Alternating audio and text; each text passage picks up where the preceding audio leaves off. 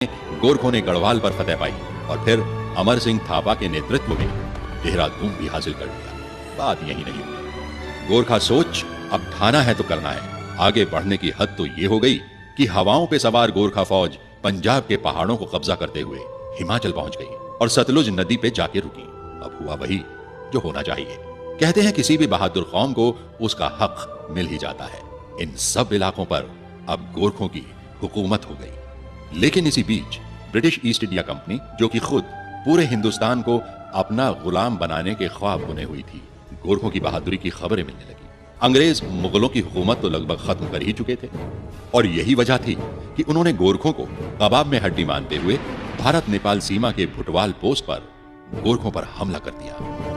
अब हवा का रुख बदला और जंग की तस्वीर भी। देहरादून में गोरखा सेनापति बलभद्र ने देहरादून के नाला पानी के घने जंगलों में खलंगा किले का मोर्चा संभाल लिया।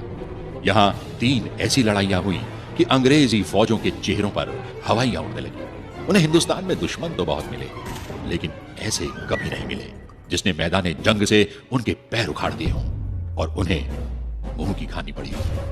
खैर, गोरखों की कुल जमा फौज 600 लोगों की, ऊपर से घर से हजारों मील दूर, इसलिए किसी मदद की कोई उम्मीद भी नहीं और हथियारों के नाम पर कुछ बंदूकें, कुछ नेपाली खुखरी और कुछ गुलेले, और वहीं अंग्रेजों की 10,000 लोगों की फौज, घोड़ों और सारे हथियारों और दूसरे साजो सामान के साथ। किसी चीज की कोई कमी नहीं सिवाय एक चीज की, वो थी जान हथेली पर लेके लड़ने की, जिसकी कमी गोरखों के पास थी ही नहीं।